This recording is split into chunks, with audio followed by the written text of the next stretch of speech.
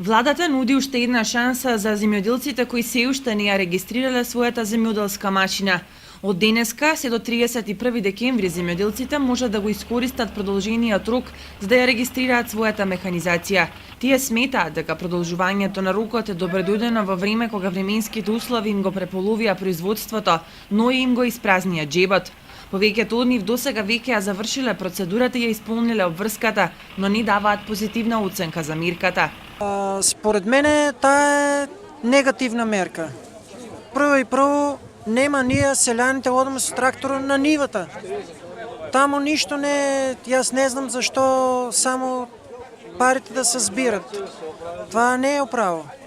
Де лека кола може да се регистрира, камион да се регистрира, а иначе за тракторта јас не го правам. Да, направих јас.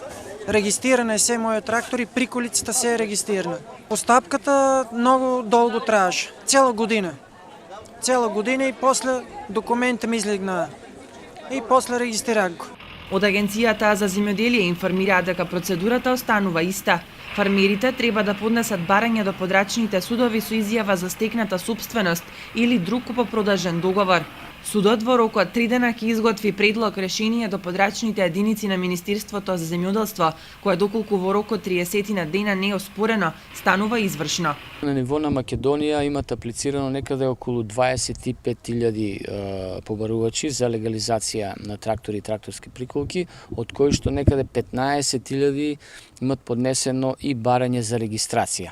Секој оној кој што има намера, а уште тоа не го сторил, може да го стори во овој период се до крајот на годинава, да си поднесе барање и да си го легализира сопствениот трактор или приколка.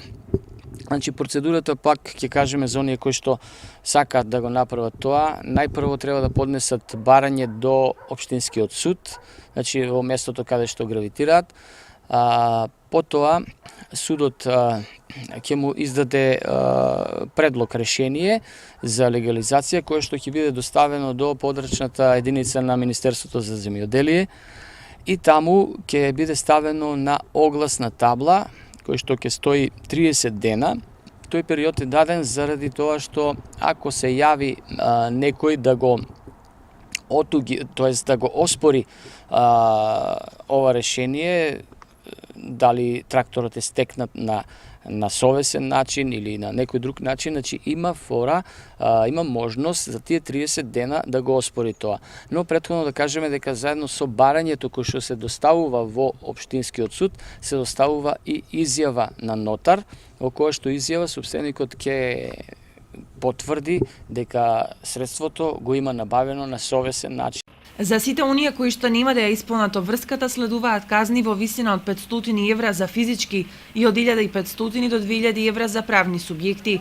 Од Кочанско досега се поднесени околу 530 барања за легализација и 70 барања за регистрација на трактори и трактори.